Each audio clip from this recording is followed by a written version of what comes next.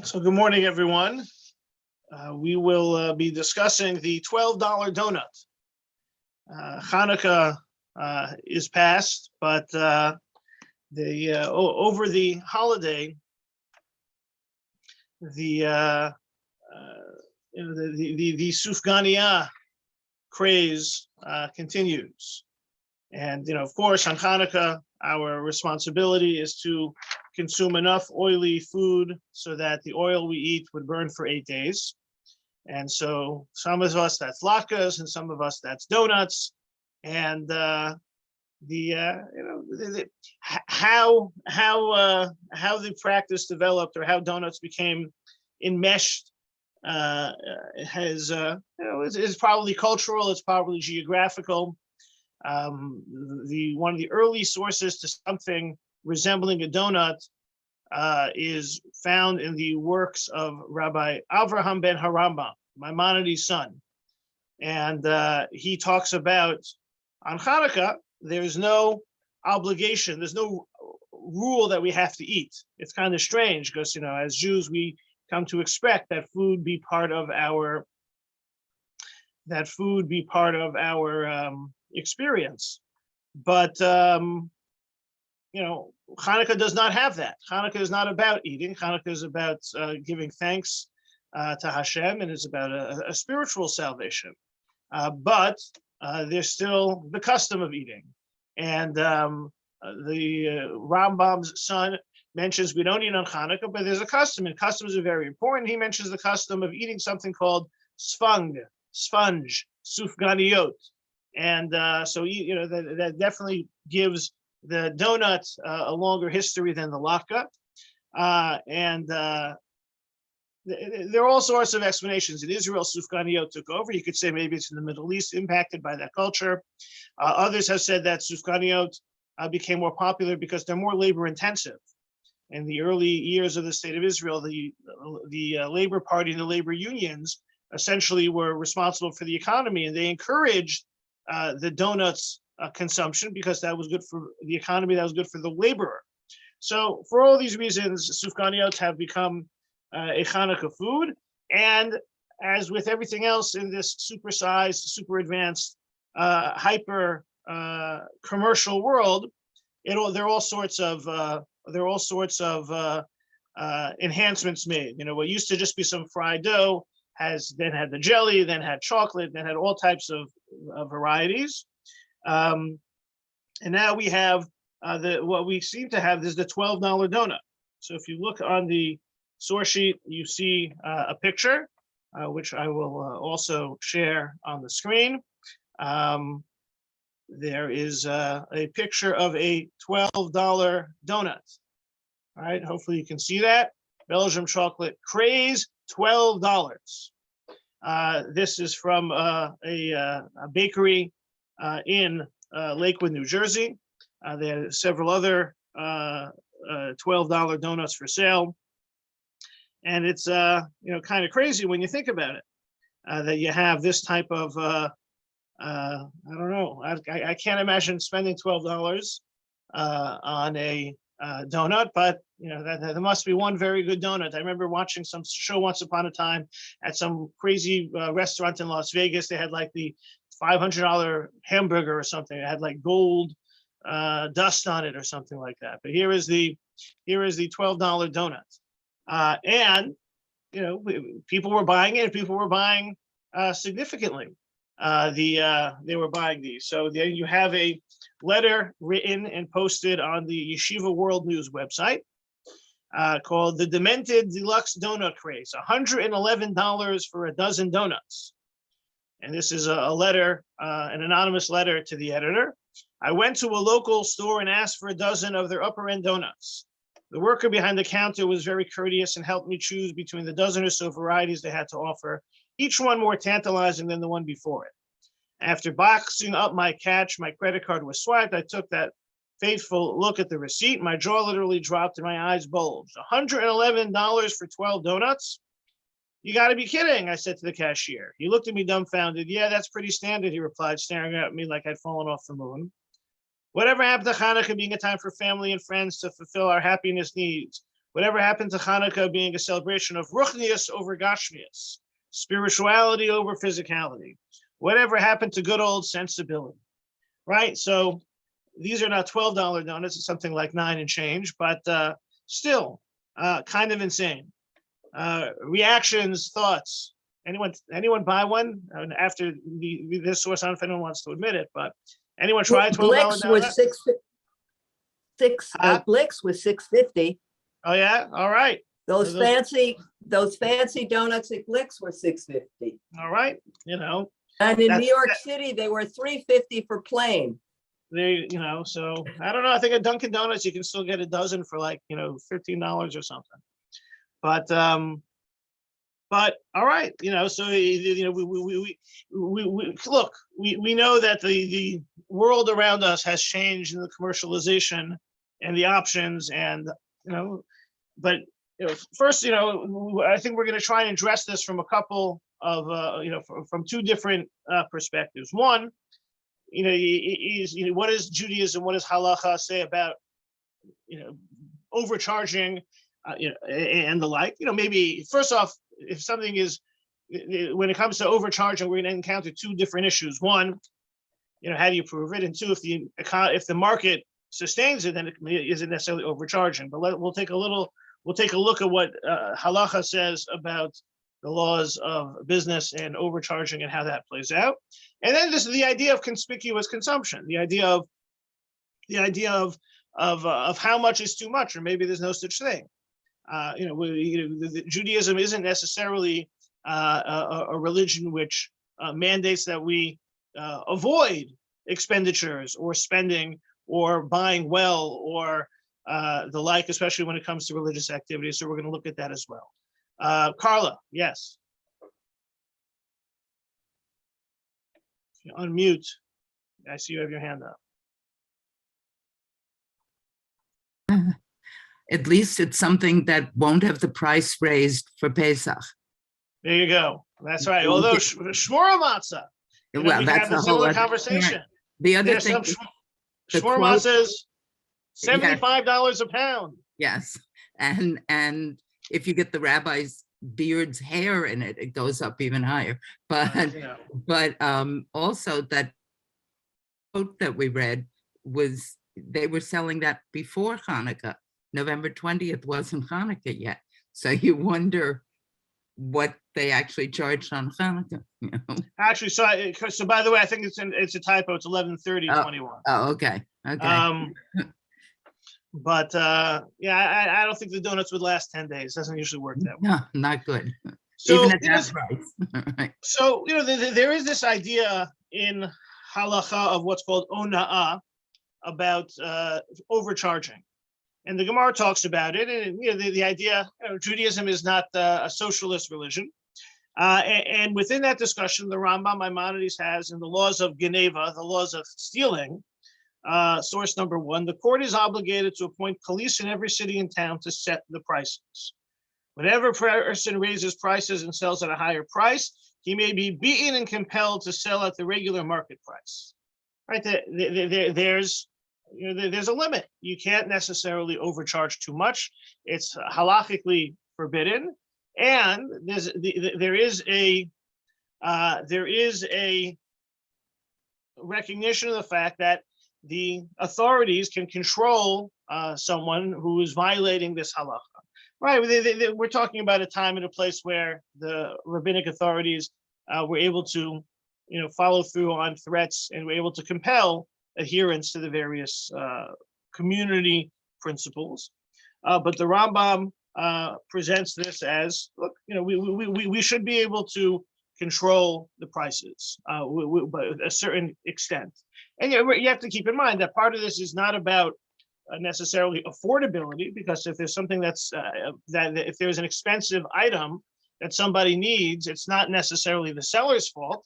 The community would have a responsibility to ensure that the person who needs the item can get it. That's a tzedakah component. But here too, there's an economic side of things that it is inappropriate. It is wrong for someone to be charging too much and making more money and selling beyond the market rates. So, Rabbi, this will have a number of loopholes that we're going to have to look at. Yes, Al. I would submit that that is a socialist, anti-capitalist principle. Okay. I'm not so sure it's socialist, but maybe it's, maybe, what's his name?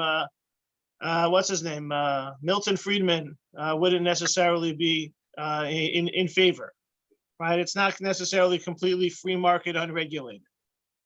Not so sure I would call it socialist, though.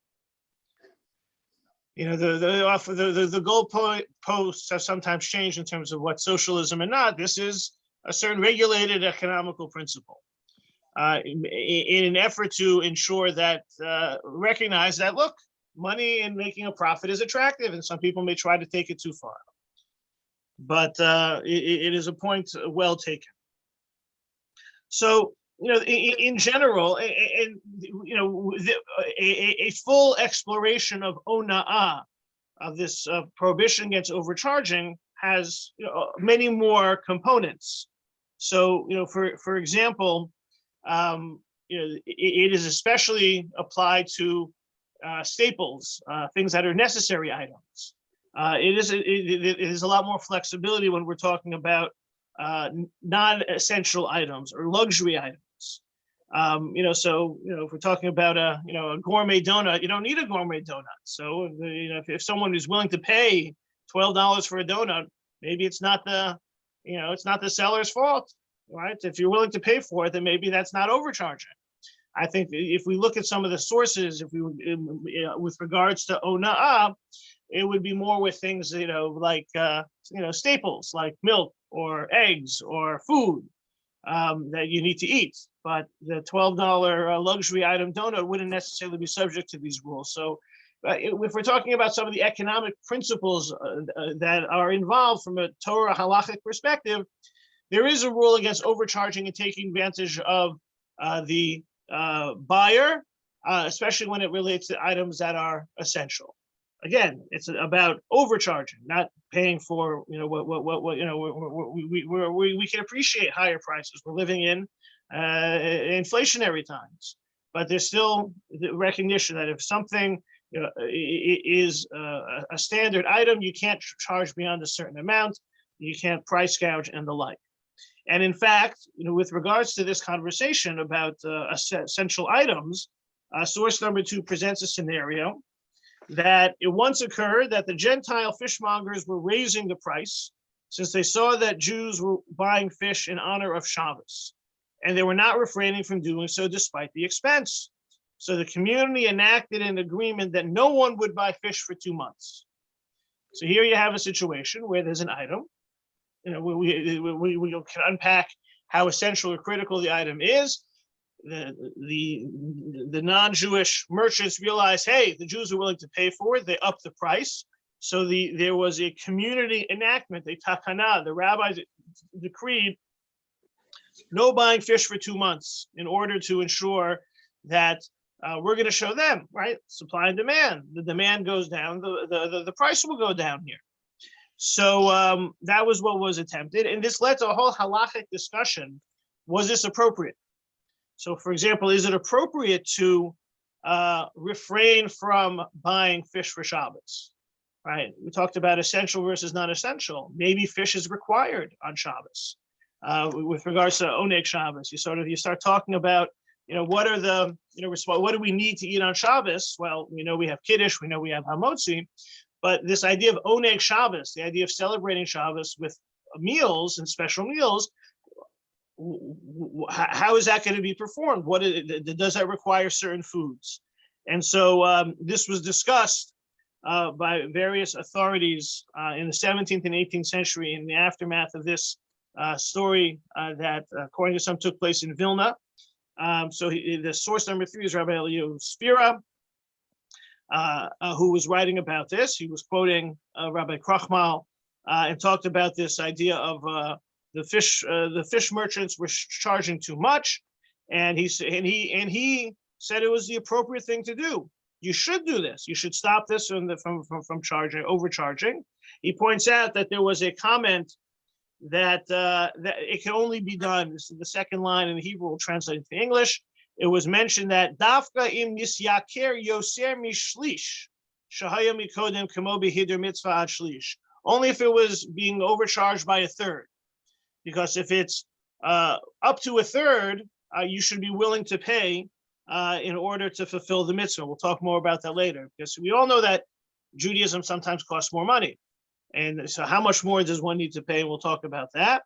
And Rabbi Spira says, Lani uzdati mivor tam b'shuvasham, sha'aniyim lo yikdu li olam machmas hayuker im kain ein chiluk. He says, no, if it's too expensive, then you should use the power of the power of the purchaser. It doesn't matter if they're overcharging even by a small amount. You should stop buying it in order to try and to lead to a market correction here. He says fish is not necessarily all that important on Shabbos. You don't have to be willing to pay a third more than it's worth. If they're overcharging, they're overcharging. And as pointed out in this fourth source, that and this is Rabbi Yosef ben Meir Te'umim, who wrote a commentary on the Shulchan Aruch called the Pri Megadim, and he's commenting that Rabbi Eliyahu Spira is correct, right? He says, Hadini Mo, he's right. The Lavdi Araisa Hava, V'aflo D'Rabbanan, there's no biblical or even rabbinic rule to eat fish on Shabbos. The Yesh La'adgo B'machalim Acherim, you could have other foods to enjoy. So skip the fish, use the power of the purse, try to bring down the price. You don't have to wait for this to be an overcharge of a third. You can try. It is appropriate to try and control the market. Now, part of this conversation has a couple of variables, and then we'll stop for questions and reactions. One of the issues is the fact that these were Gentile fishmongers. Would the same be applying if these were Jewish fishmongers? Would we then, first off, maybe expectations the Jewish fishmongers would be amenable to following the Jewish practices, like the Rambam says, you put into certain market control so they don't overcharge. Is it, maybe they can't imagine Jews overcharging. Maybe there was a different time and place. Also, this idea in terms of what is an essential Shabbos product, there does seem to be a sense, from the situation, certainly from the source quoted by Rabbi Spira, that some felt that fish was an essential Shabbos item.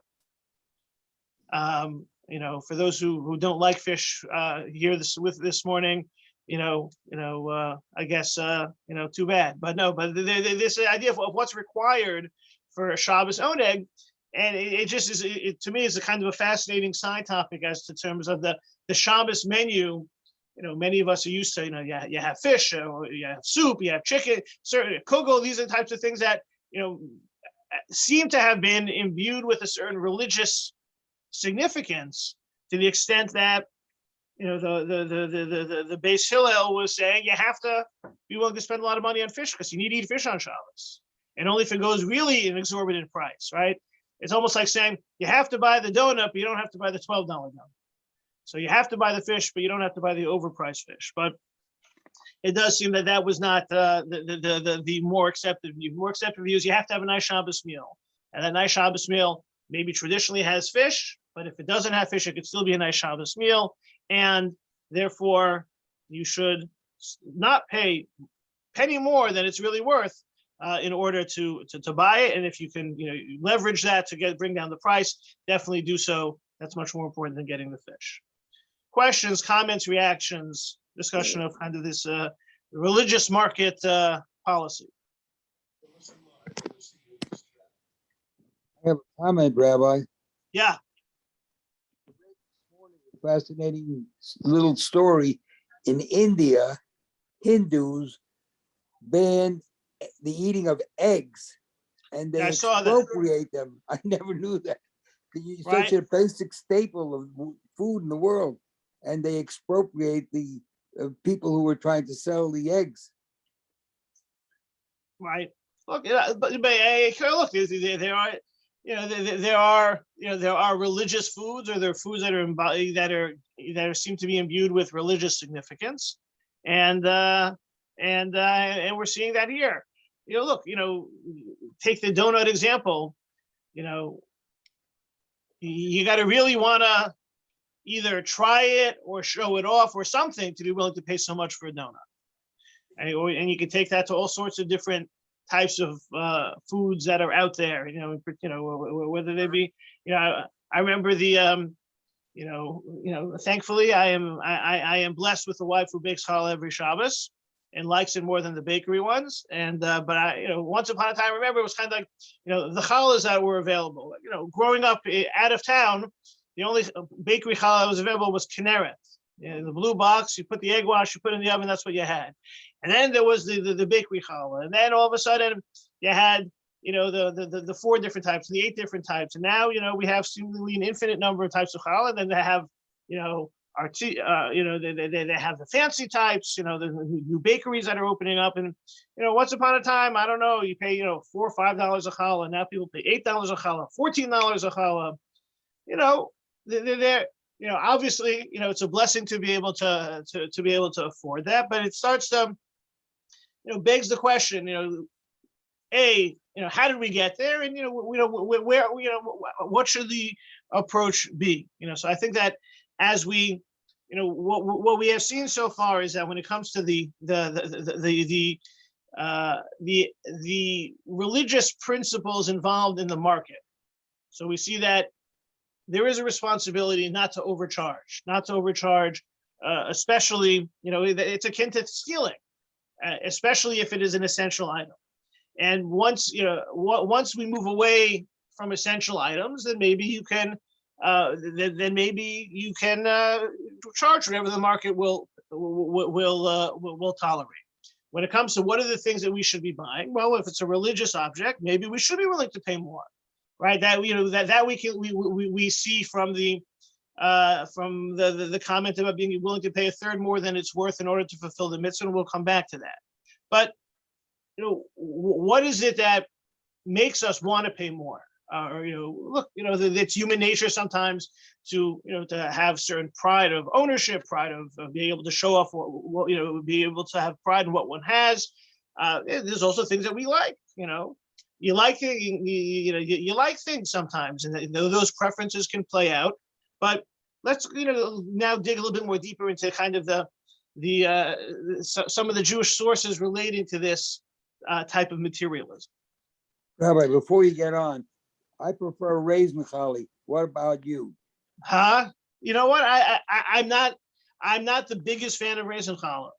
I find it very interesting that there are certain foods that the younger generation doesn't like as much as the older generation, and one of those foods is raisin challah. I had raisin challah every year Rosh Hashanah. Many, in our family, you can't have it because most of the kids don't like it. One of my son likes raisin challah, but the other 3 don't like it, so it gets off the menu.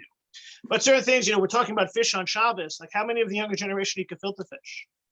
Right? It's kind of okay, well, you're that's there you go.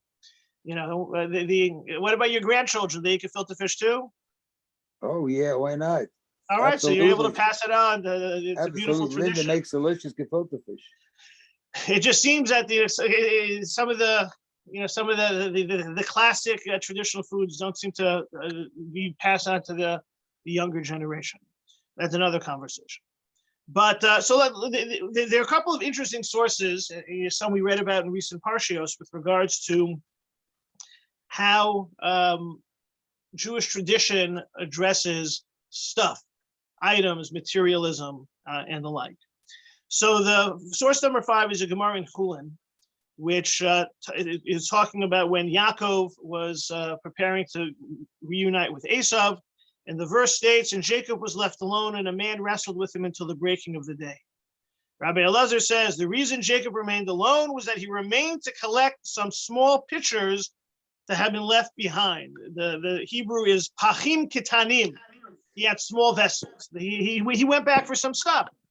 From here it is derived that the possessions of the righteous are dearer to them than their bodies. And why do they care so much about their possessions? Because they don't stretch out their hands to partake of stolen property. Tries to provide kind of a spiritualization of it all. But here, Yaakov is going back for his stuff. He put himself in danger of being attacked. He was attacked because of the fact that he went back for his stuff. So this idea of this materialism on the part of the righteous who care about it more than their own well-being is a statement of the rabbinic literature that highlights there's value to stuff. Our spiritual heroes care more about their possessions than their lives. Now, this usually gets explained that it's the righteous who should be caring about this. The righteous have the ability. The righteous have the maybe the permission to care about stuff because they can be they're more likely to use it properly. And that's sometimes how it gets, we pivot here. It's not for you and me to be materialistic, it's for the righteous to be materialistic. And this plays itself out often in the Hasidic world, especially in the early years of the early generations, in terms of the role of funding the Rebbe. In some Hasidic Rebbes, in some dynasties in particular, had a very regal royal lifestyle.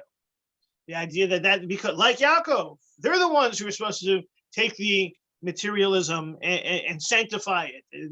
The average Joe isn't able to do that. It's really only for them. And it's we see that carry through even to contemporary times in terms of some of the holdings of Hasidic groups. Sometimes you read about it in the press. But it seems to be material items. That's great. It's for the righteous. So there's got to be something good about stuff if the righteous are going to collect it. How that plays out for the average person, is more of a conversation. But at least Pachim, if Yaakov could go after those little vessels and put himself in danger, they have to have some type of inherent intrinsic significance. Another example, and it's a Gemara in Brachot, and this is the translation with some commentary, but it essentially it has to do with what's called Rechush Gadol, lots of possessions. As the Jews were leaving Egypt, the Torah says that Daber na, speak, please, to the Jewish people, and they should borrow every man from his fellow, every woman from her fellow, silver and gold vessels. So the Talmud picks up, and why does it say Daber na? Please speak, right? Usually when the Torah is giving instructions, it says speak. Why does it say please speak? So the Gemara explains that the Holy One, blessed be he, said to Moshe, I beseech you, go and tell Israel, I beseech you, borrow vessels of silver and vessels of gold in order to fulfill the promise I made to Abraham in the covenant between the pieces, right? So that the righteous person, Abraham, will not say, God will not say, God fulfilled his pronouncements and they will be enslaved and afflicted, and God does not fulfill the pronouncement, and afterwards they will leave with great possessions, right? Abraham is being told by God, your descendants will be slaves for 400 years, but then it says, Achrechen yetzu berchush gadol. Afterwards, they will go forth with great wealth. And so Hashem is insistent and therefore entreats Moshe, you got to get this right, because the Jews can't leave Egypt without the great wealth, because then Abraham will be able to Taina, he'll be able to complain, God, you enslaved them, but you didn't give them the wealth. And God said to Avram, surely you know the sins will be foreigners in the land that's not theirs, they'll be enslaved, and also that I will judge the oppressors, and afterwards they will leave with great possessions. So it was essential that the Jews leave Egypt wealthy. Right? That was a key part of the Egypt experience, was to be enslaved, but to go out wealthy. And God is very concerned that this happens, so he's pushing Moshe, please, please, Moshe. Right? That's what the word please is there. Got to get this right, because the Jews got to be rich. So there's this value in Rechush Gadol. The Jews are supposed to have that kind of wealth. And so whether it be Yaakov or whether it be the promise made to Abraham, there is a certain wealth built into the origin story of the Jewish people, and our spiritual heroes being giving us examples of the positive side of wealth, of plenty, of Rechush Gadol, of small vessels. Questions, comments, thoughts, reactions?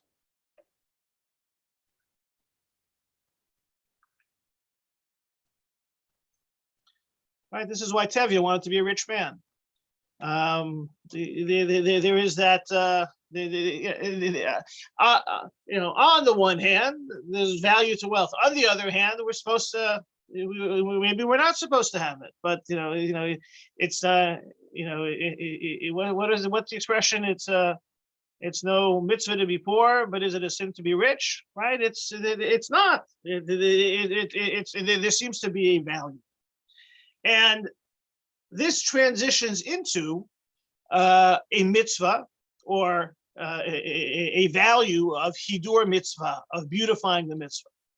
Because if we're going to take it from conceptually the idea that wealth has a value as seen in the Avraham and Yaakov understandings of the rabbis, right? They see this as having value. So it should be channeled properly. And the best channel is through the performance of mitzvahs. And source number 7, a famous Gemara in Masechet Shabbat. It was taught in a brisa with regard to the verse, "This is my God, and I will glorify him." Right? It's part of the Song at the Sea. Zeh keli ve'anvehu.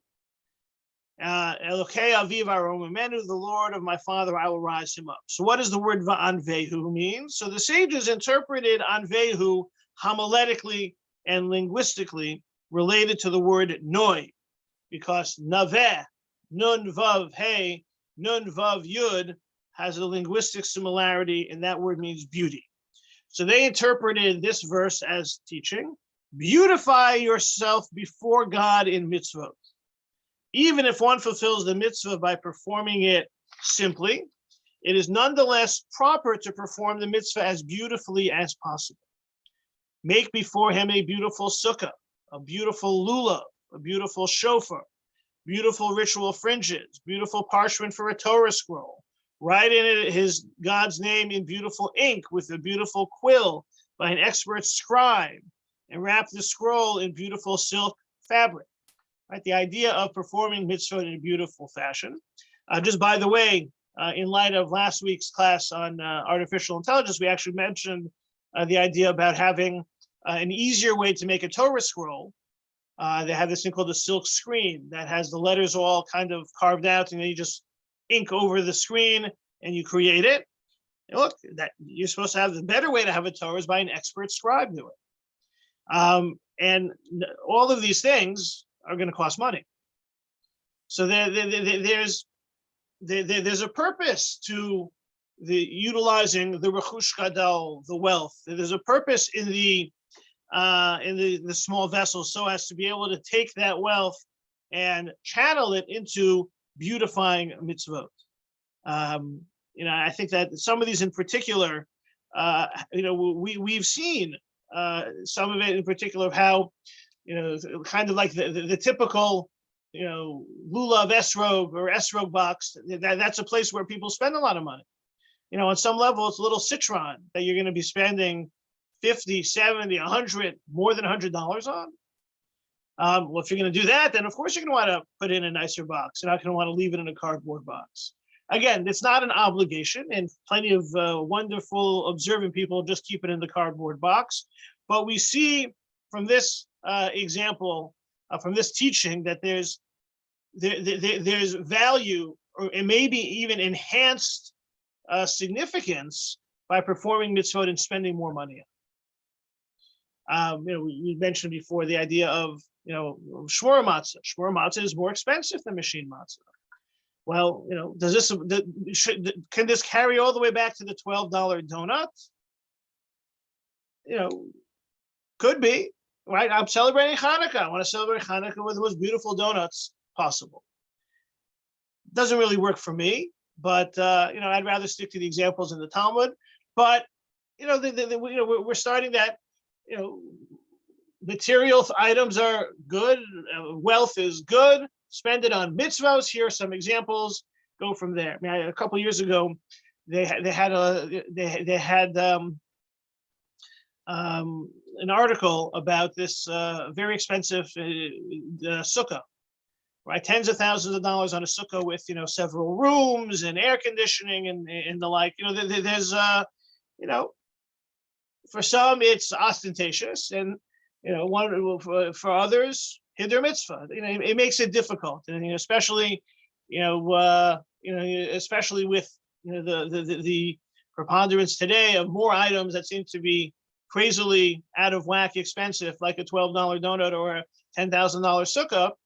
It pushes the envelope and begs the question, where is the line crossed between hider mitzvah and craziness?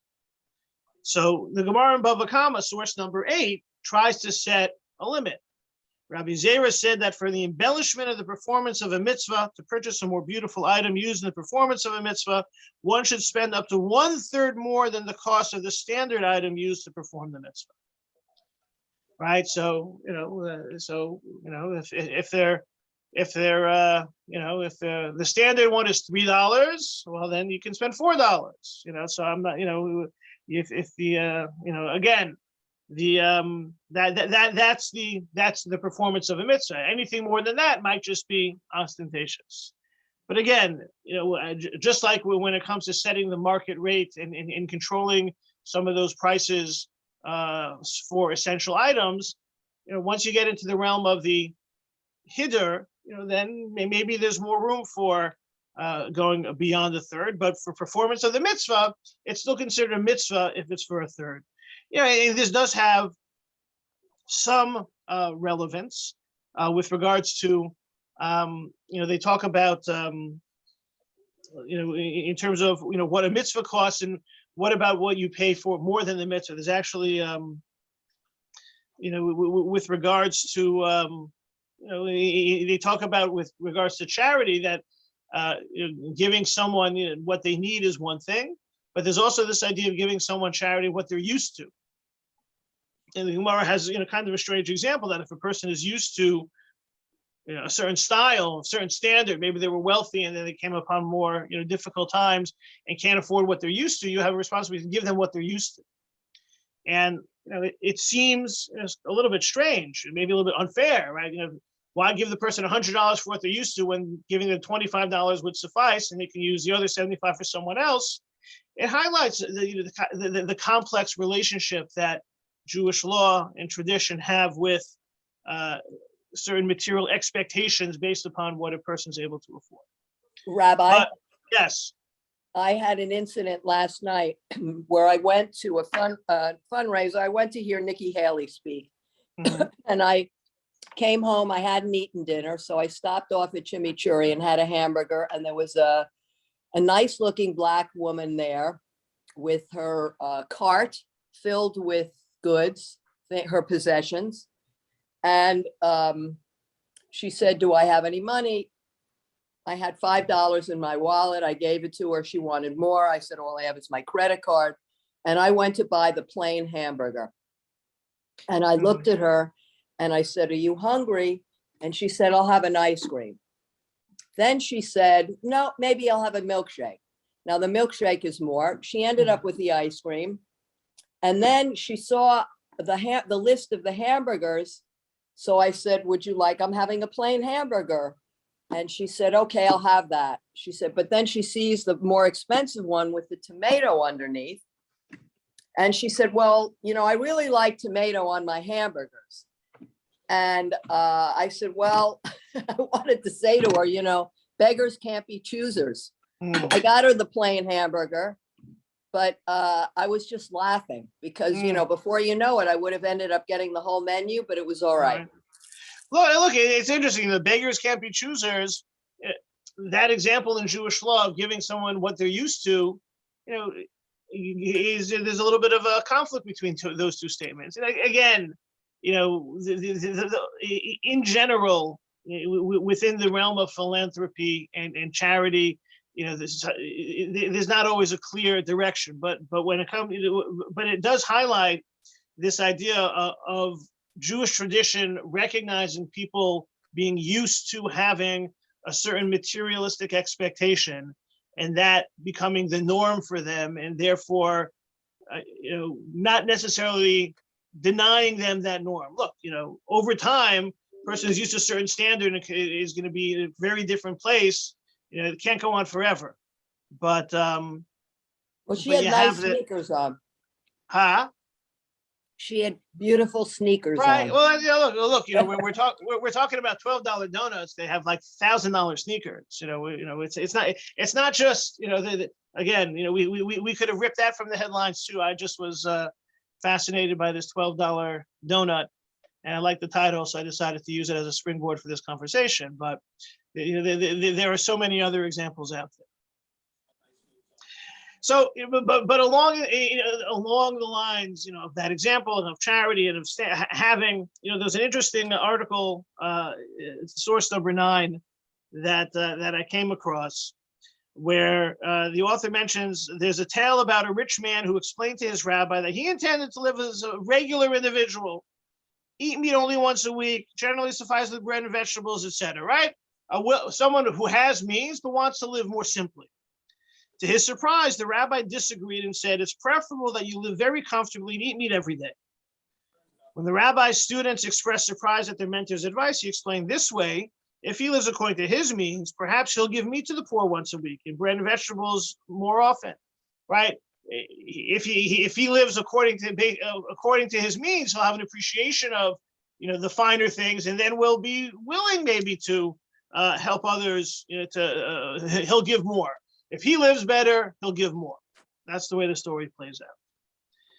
At the same time, you have to balance this. On the other hand, it's also important not to set a standard that will come to hurt others.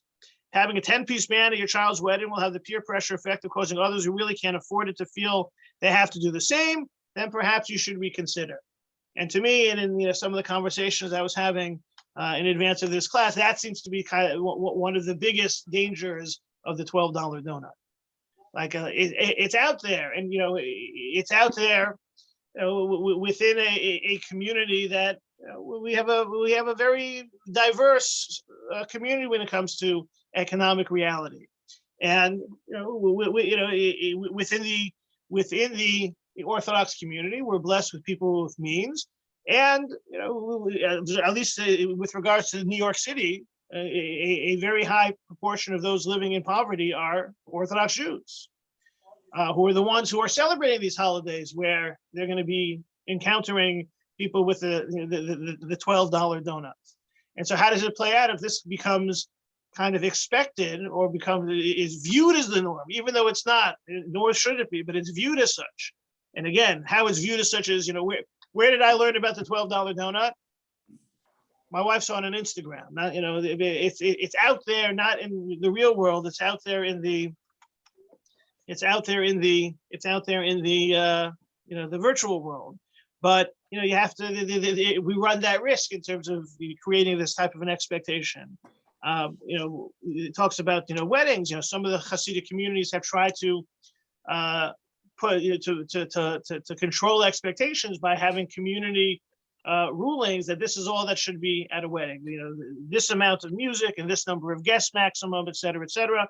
I think COVID has gotten us to in touch with being able to celebrate differently. We'll see if it continues afterwards. But there's I think that in this article you have, on the one hand, people should live according to their means, so they should appreciate what they have and then hopefully be motivated to share more with others.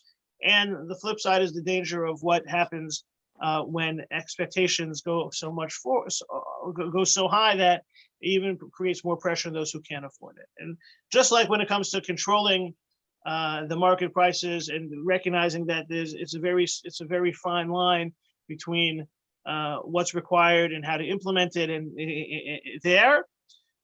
we have the same thing as well. It is a tremendous blessing to have means, and it is a tremendous responsibility. What's the superhero line? With great power comes great responsibility. So with great opportunity comes great responsibility. With great means comes great responsibility. And so I think that is some of the conversation that we can springboard off of from But Rabbi, the $12 donut. Yes. But Rabbi, in a community like Lakewood or any other religious community, I think it's inappropriate to have $12 donuts. Seriously, I think it's wrong. It's a very. I think it's not right. I think anywhere it's probably not. I think the people who would disagree strongest are the bakers, because it probably worked out very well. Look, I think that it is an expression of the fact that there's a certain materialism that is inherent in our tradition that maybe is a little bit more latent, which is coming more to the fore. Look, it highlights, it's an expression of the consumer culture in which we live. And, the consumer culture in which we live, if you want to talk about the Orthodox community, even in areas where, within the Orthodox community, we struggle with affordability. We struggle with, with tuition, but in all segments of that community, there are, the people are trying to enjoy life, whether it be on, objects or items or luxury items or things that they feel for comfort, or, there's I would say it's good because it's capitalism. But it is, look, someone, I think someone we were having a conversation, someone like, what, Lakewood? It's, the ultra Orthodox community, they're like, there's a lot of wealth in Lakewood too. So it's, there is certainly, we are definitely a community as a whole of means. Obviously, everyone's are different, but, I think it's, I think that, I would say $12 donut shouldn't be found anywhere on Hanukkah, and there are better ways to use the funds. However, look, like in that the tale of the rabbi, if the person enjoys things like this, maybe that will motivate them to be as proactive in giving. I think probably not, but I don't know. I'm not sure we're able to once the ship has sailed, we seem to be picking up steam and moving further and further and faster into some of the realm of the unbelievable on some of these items. But if we don't buy them, correct. then I'm not. that's- Look, the class is not yet big enough that none of us buying it would stop the trend. But correct. Look, I think it's this is one example of a larger area, and kind of where do you draw the line becomes complicated. Look, we know this is an issue. It's certainly within the community is an issue when it comes to financial aid for day schools, who are very sensitive to the fact that if people can afford $12 donuts, then that's $12 more they should pay in tuition. It definitely creates challenges, right? If a community that if it costs so much to be part of the Orthodox community, then we should probably be more careful in where we spend our where the discretionary spending goes. I keep coming back to the fact that when they did a survey of the Orthodox community, the number one issue was affordability. That they talk about that that being something that keeps down the birth rate in the modern Orthodox community, right? Because I was having a conversation with a rabbinic colleague who thought that one of the ways to ramp up that birth rate would be if all Orthodox day schools would promise free tuition for every child beyond 4, and how that might change some of the family planning on the subject. This is just scratching the surface of a larger issue, and I guess we're kind of blaming it all on the donut, but it's a much larger issue.